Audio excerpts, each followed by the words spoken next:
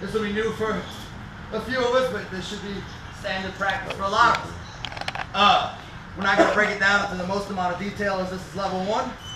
We just want to get a good amount of reps of a basic armbar from here. Easy way to go about it.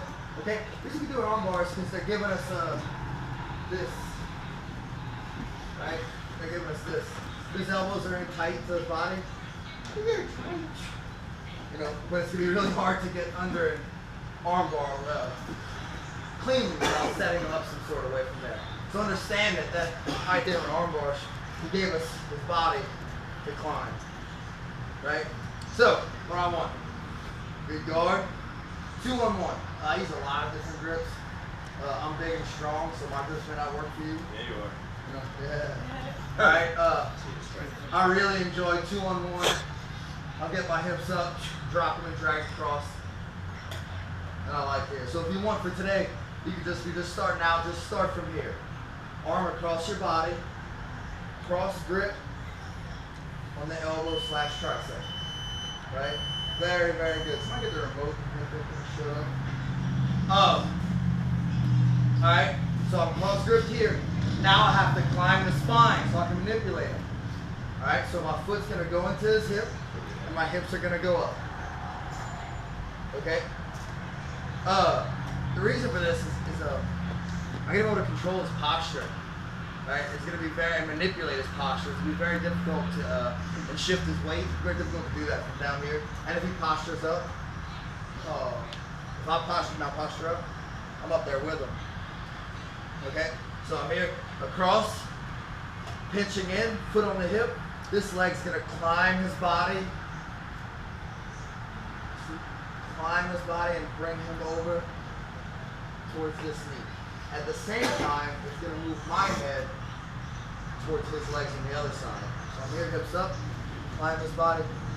This leg is not only shifting him over, it's clamping down. Okay? At this point, I like to push the face because see how I'm at this angle?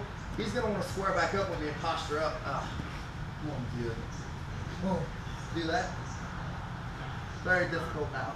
Now I'm going to replace my hand with my hamstring, the back of my leg. I'm here.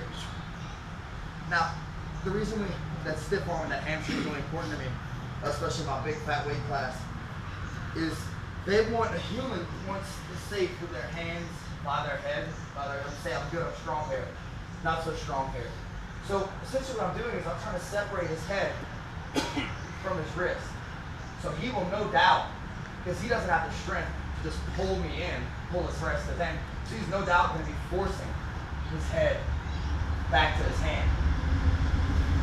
So when I stiff arm and prevent that, my hamstring's going to go and I am kicking this fucking head away and clamping it down. Clamping down with both legs. Now for finishing, knees have to be pinched together as tight as possible. Arm glued to your sternum, right? Both hands on the wrist. In this position is great. And then what I'm going to do, see, I've locked his arm to my body. Now my spine can do something that his arm can't. It can hyperextend. Okay, so now I'm going to use my hips to hyperextend my spine with his arm attached to it. Okay, I don't like using my arms. I like using my arms to attach to the body and then use my hips to break his arm. My knees being pinched together are essential to create a high fulcrum. Okay, if not, I'm using my crotch as a fulcrum. It hurts and it doesn't really work. Look, nothing. Pinch the knees, broken arm. So, here we go. 2-on-1, dragging it over. Hand on the elbow, cross grip. Foot on the hip, raising up, kicking him over and down. Stiff arm, replace the stiff arm with it. You can start the stiff arm actually as we go over with the leg. It can help you kick him over. Hamstring replaces the stiff arm, pinching our knees together, locking his arm to our sternum, extending our spine beyond where his arm can extend. Yes.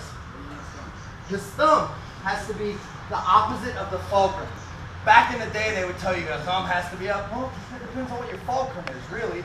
If your fulcrum's to the left, then you want the thumb facing the right. If your fulcrum's to the right, you want the thumb facing the left. If your fulcrum's to the bottom, you want your thumb facing up. I always say, pressure opposite of the pinky, so if you draw a line from the pinky, that's where the elbow's at. So yeah, it's the fulcrum. The elbow's always going to be where the fulcrum is. If the arm's hyperextending, then the elbow's always going to be where the fulcrum. know what I mean? So if it turns into fulcrums here, you gotta go there. Right? Just always look at the fulcrum. So, can you see? So if I'm here, right, and his thumb is that way, that's not a problem. Just realize that I'm not breaking his arm here anymore. I'm breaking it there. Wherever the fulcrum is. It doesn't matter. His thumb doesn't have to be up. That's old school. That's simplistic. Just understand the concept of leverage and what a fulcrum is. Right? Fulcrum. I want to hyperextend it. Fulcrum's down here now. Boom. Here now. Boom.